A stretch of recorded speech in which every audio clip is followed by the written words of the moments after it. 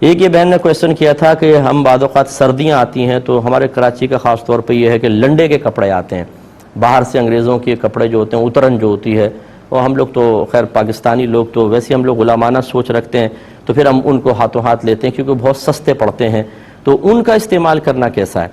وہ کہتے ہیں کہ وہ لوگ شراب بھی پیتے ہیں، پیشاب وغیرہ میں بھی احتیاط نہیں کرتے ہیں، خصوصاً بڑوں کے لیے جو ہیں وہ ٹراؤزرز وغیرہ ہوتے ہیں، اور بھی مطلب جیکٹس وغیرہ ہیں یا اونی کپڑے ہیں، تو ان کے استعمال کی کیا شرعی حیثیت ہے؟ دیکھیں، پہلے ایک بات اچھی طرح یاد رکھیں، میرے آقا صلی اللہ علیہ وسلم جب صحابہ کرام کے ساتھ کفار پر حملہ کیا کرتے تھے تو پھر ان کا سامان قبضے میں آتا تھا، تو مال غنیمت کے طور پہ اس میں کپڑے بھی آتے تھے، برتن بھی آتے تھے۔ تو یہ لکھا ہے فقہائے اسلام نے کہ بارہا ایسا ہوا کہ نبی کریم صلی اللہ علیہ وسلم نے صحابہ کرام کو استعمال کی اجازت دی، اور ساتھ میں یہ حکم نہیں فرمایا کہ ان کو دھو بھی لو، کسی جگہ ایسا بھی فرمایا کہ بعض روایت میں کہ دھو لو، بعض جگہ یہ بھی فرمایا۔ تو اس کا مطلب یہ ہوا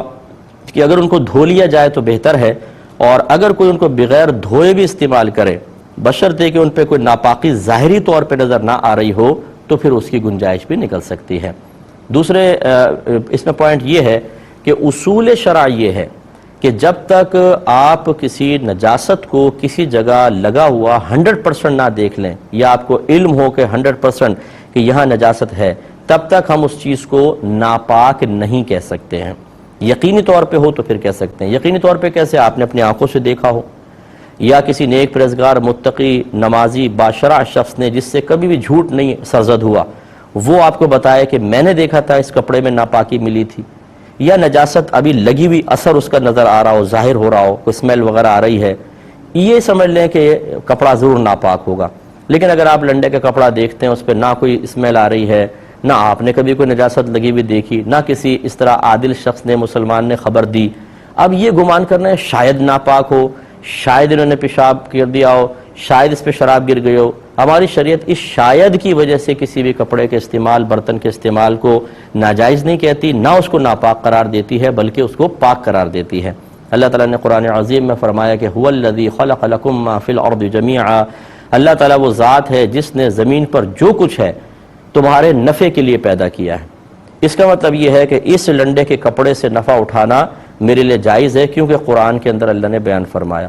اور نفع اسی چیز سے اٹھا سکتے ہیں جو پاک ہو، حلال ہو۔ اس کا مطلب ہے کہ قرآن یہ کہہ رہا ہے کہ یہ پاک ہے۔ اب یہ ناپاک کب کہلائے گا؟ جب اس میں ہمیں نجاست نظر آئے گی، گویا کہ اس کے پاک ہونے پر تو قرآن کی آیت بطور دلیل موجود ہے، ناپاک ہونے پر کوئی دلیل دیں اگر آپ کے پاس ہے تو پھر یہ ناپاک ہے۔ خالی آپ کے گمان سے ایسا نہیں ہو سکتا کہ ہم اس کو ناپاک قرار دے دیں۔ تو یہ ضرور ہے کہ آپ اس کو ناپاک قرار نہیں دے رہے، لیکن دل مان سا نہیں رہا تو آپ نے کہا چلو احتیاطاً دھو لیتے ہیں، اس میں کوئی حرج نہیں ہے کہ آپ احتیاطاً دھو لیں، تقوی کے طور پہ دھو لیں، اچھی بات ہے۔ لیکن ایک ہوتا ہے کہ بعض لوگ اتنے جرأت مند ہوتے ہیں کہ بغیر کسی شرعی دلیل کے کہتے ہیں تو ناپاک ہے، کیسے آپ نے پہن لیا؟ بھئی کیسے آپ کہہ رہے ہیں ناپاک ہے، جبکہ شریعت اس کو پاک قرار دے رہی ہے اصلاً۔ اگر آپ اس کو کہتے ہیں یہ ناپاک ہے تو دلیل دیں کہ یہ ناپاک ہے، خالی آپ کے گمان سے کوئی چیز ناپاک نہیں ہوگی، اس کے لیے قطعی شرعی دلیل درکار ہوتی ہے۔ ایک انہوں نے پوچھا کہ ہم چائنا جاتے ہیں کچھ مال وغیرہ خریدنے کے لیے، جیسے آج کل ٹریڈنگ ماشاءاللہ کافی چل رہی ہے،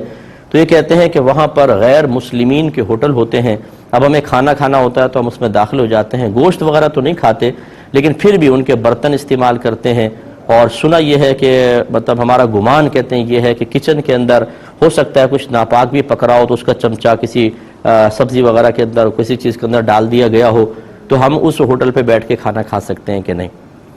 لیکن اس کا جواب یہ ہے کہ آپ کو کچن میں تانک جھانک کی ضرورت ہی نہیں، یہاں تحقیق کی حاجت بھی نہیں ہے، اور ایک بات۔ دوسری بات یہ ہے کہ آپ گوشت کے علاوہ کوئی بھی چیز منگوائیں، گوشت کے علاوہ سے مراد ایک تو جیسے مطلب گوشت ہے بکرے کا، گائے وغیرہ کا، یہ تو بالکل نہیں، اور اگر سمندر کے جانور ہیں ان میں صرف مچھلی کے علاوہ کچھ بھی نہیں۔ تو اگر آپ مچھلی منگوانا چاہیں تو فش منگوا سکتے ہیں، باقی یہ گوشت وغیرہ اور کوئی نہیں، یا پھر کوئی سبزی وغیرہ، کوئی دال وغیرہ، کوئی چاول وغیرہ ہو رائس، وہ منگوا لیں، اور اس میں یہ بالکل کوئی مطلب آپ زیادہ تحقیق نہ کریں کہ اس نے کہاں سے نکالا ہوگا، کون سے چمچے سے نکالا ہوگا۔ شریعت نے ہمیں اس قسم کی تحقیق کا مکلف نہیں بنایا ہے، آپ کھا سکتے ہیں۔ اور ابھی میں نے تھوڑی دیر پہلے آپ کو یہ سمجھایا کہ کسی بھی چیز کو ناپاک قرار دینے کے لیے اسی طرح حرام قرار دینے کے لیے شرعی دلیل درکار ہوتی ہے، اور وہ بھی ایسی جو پختہ ہو۔ ورنہ خود اللہ نے قرآن میں فرما دیا کہ جو کچھ زمین پہ اللہ نے تمہارے نفع کے لیے پیدا کیا ہے، اور جب سب چیزیں ہماری نفع کے لیے ہیں تو اس کا مطلب ہے کہ نفع اسی سے اٹھا سکتے ہیں جو پاک بھی اور حلال بھی ہو۔ اس کا مطلب اگر رائس ہمارے سامنے لا کے رکھے گئے ہیں تو ہم اس کو پہلے کہیں گے یہ پاک بھی ہیں حلال بھی ہے، کیونکہ اللہ نے قرآن میں فرمایا دنیا کی ہر چیز سے آپ نفع حاصل کر سکتے ہیں، صرف اسی سے حاصل نہیں کر سکیں گے کہ جس کے اوپر کوئی دلیل شرعی طور پہ آ جائے کہ یہ ناپاک ہے، یہ حرام ہے۔ اور اس پر کیا دلیل ہے کہ ناپاک اور حرام ہے؟ تو اس کے لیے قطعی دلیل چاہیے، آپ اپنے گمان سے اس کو ناپاک یا حرام قرار نہیں دے سکتے۔ اور قطعی دلیل وہ ہے کہ آپ فرض کر لیں آپ نے جا کر ہی دیکھ لیا کہ اس نے کسی مطلب سور کے گوشت میں چمچہ تھا، وہی نکال کر اسی سے کوئی چیز نکال کر آپ کو ڈال دی، پھر آپ اس کو ناپاک کہہ سکتے ہیں؟ یا کوئی اندر کچن کے اندر مسلمان تھا، بالکل پرہیزگار، متقی، نمازی، باشرع، اور اس کی زبان سے کبھی آپ نے جھوٹ نہیں سنا، وہ آ کے آپ کو کہتا ہے کہ میں کچن کے حالات جانتا ہوں، اور یہ جو آپ کے سامنے چاول لا کے رکھے گئے ہیں نا، یہ سالن لا کے رکھا گیا ہے، اس میں ناپاک چیز کی ملاوٹ ہے۔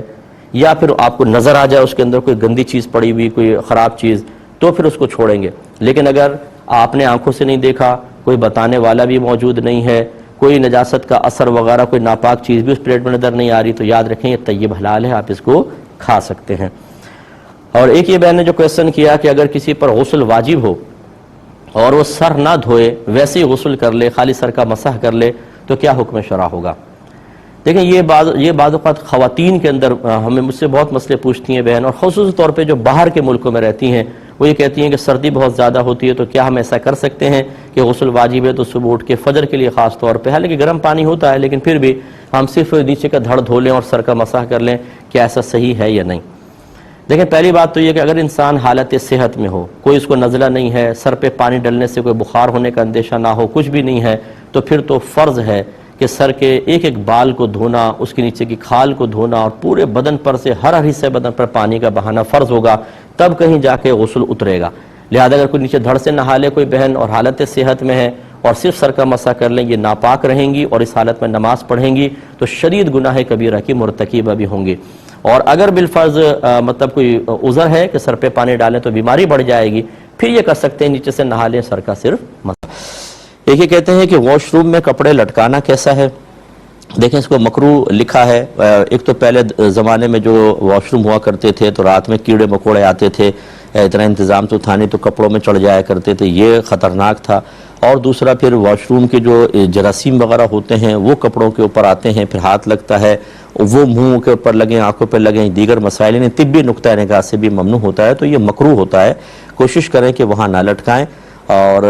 لیکن اگر لٹکائیں گے تو گناہ کی صورت نہیں ہوگی، مکروہ تنزیہی ہوگا، نہ لٹکانا افضل اور اولیٰ ہے۔